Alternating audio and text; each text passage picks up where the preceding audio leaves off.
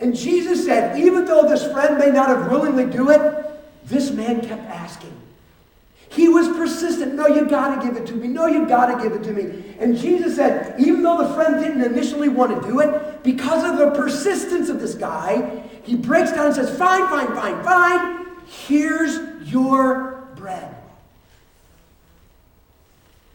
What's the point Jesus is making? He's saying if a cranky neighbor will give you bread just because you won't stop nagging him for it, how much more will God, who's never inconvenienced, who's never asleep, and who has everything you need, not be willing to answer your request if you just keep asking?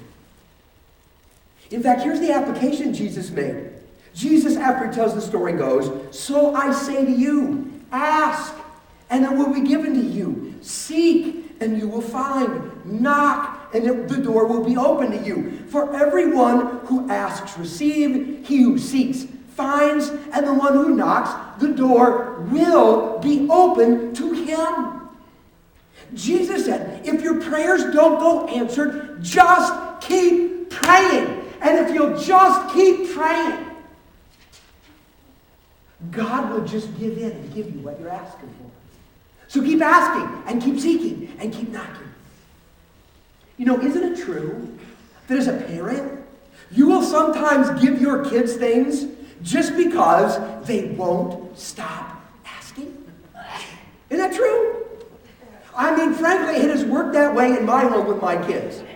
Things that we never would have thought of actually giving them, when they ask and ask and ask, suddenly we go, look, let's just give it. It won't hurt them.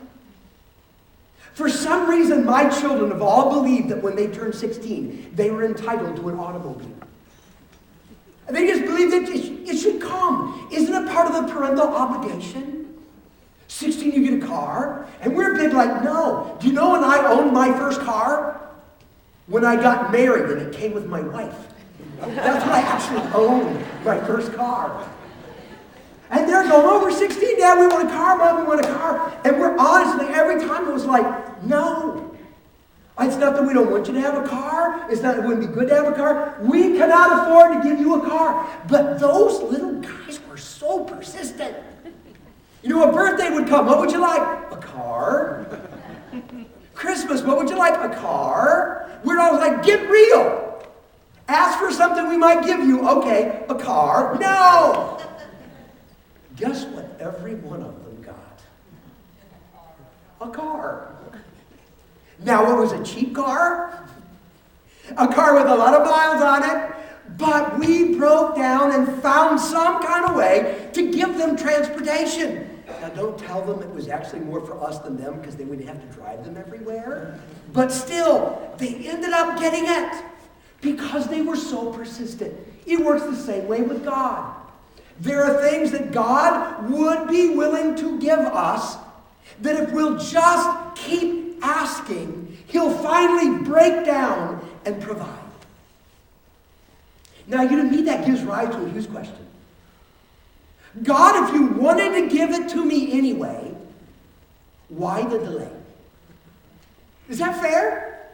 Like, look, God, if you knew in the beginning you were going to do this, if you knew you had the means, you were going to break down, you were going to give it, why did you make me sweat it out for those months or those years before answering? Why the delay?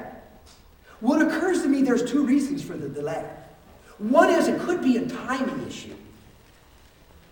See, God has this incredible sense of timing. He says in Romans chapter 5 that at just the right time in history, Christ died for us. It says in Galatians chapter 6 and verse 9, at just the right time we'll reap a harvest if we don't grow weary and quit. God has this incredible knack for timing, and he times out things for maximum impact. He does things at just the right moment to amp up to a maximum level the joy that people have, the glory that he gets, and the spiritual impact that's released on the world. He has an incredible sense of timing. He builds the drama so when the thing comes, it really has power. I remember my freshman year at a Christian university. I was really struggling. And I was struggling with, do I really want to pursue God and what I think He wants me to do with my life, or do I kind of want to go do my own deal? I remember going home at Christmas time my freshman year, and I ran into a girl that I had a crush on all 4 years of high school. And for the first time, she returned some of the affection. And that was just enough to tip my heart. And I left the Christian university at the end of the first semester to go home because I said I had no money. That was true. I couldn't pay the bills at school. That was true. But I really left to pursue my two dreams. Playing semi-pro football for the Rockford Rams and Frida Whidbey. Life could not be any better. Oh, the glory, oh, the joy of those two things. So I went home. And I remember explaining this to my dad. My dad had to borrow money to get me home from South Carolina. And on that next Monday, after I returned home on Friday, I drove my dad to work so that I could have a car to go try to find a job, pursue this new life that I was going to live. And I remember coming home and making myself some breakfast. And while I did, I thought, I'm going to put some music on. So I went and I put on an LP. Some of you know what those are. It was the 16 Singing Men. Because that's the kind of music we just listened to.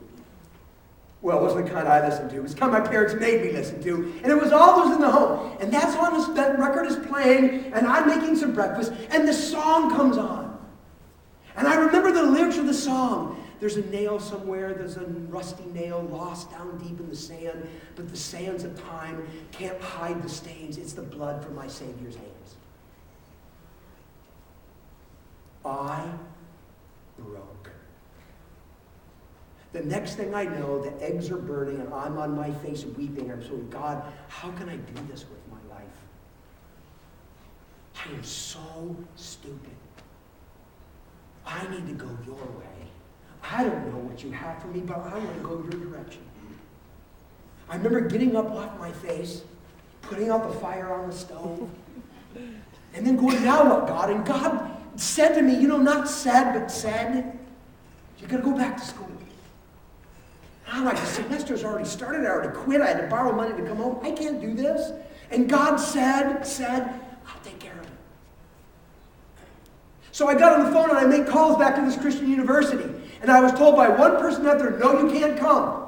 I have to. Let me let you talk to so-and-so. No, I can't come. I have to. I finally talked to the director of admissions. He said, if you can be back here in 2 days and have all the money you need to pay your re-enrollment fees and your first month's pay, we'll let you back in school. I said, I'll be there. I picked my dad up, told me the story. I was ready for his anger. Instead, it was compassion. He said, I'll pay to fly you back. I'll borrow more money to fly you back. So he borrowed more money, got me a plane ticket. I made it back there in time. I actually made it back, and I had 2 days to spare before I had to walk in, see the guy, and take care of everything. And I remember praying so fervently, God, I've got to have all of the money for re-enrollment, and I've got to have my first tuition payment, and I don't have a dime. I don't have anything. God, you've got to meet this need. I made the sacrifice. I'm here because you want me to do it. I need money. I prayed and prayed and prayed and prayed over and over again. And I would go to the post office. I would check my box. I would look at my mail. No money. I'd be praying at home, waiting for a phone call. No money. I remember the day came. I finally had my appointment with the director of admissions. And I had to walk right by the post office before I saw him. And I walked in, and I mean it. I believed with every ounce of my being that in that post office box, there would be the money I need to complete my re-enrollment and go on with what God wanted. And I remember praying as I opened my combination of that box. I opened it, and there is a letter. And I remember my heart just all through, and I grabbed it, and I threw that letter open, and it was a note from my parents telling me how proud they were of me without one dime in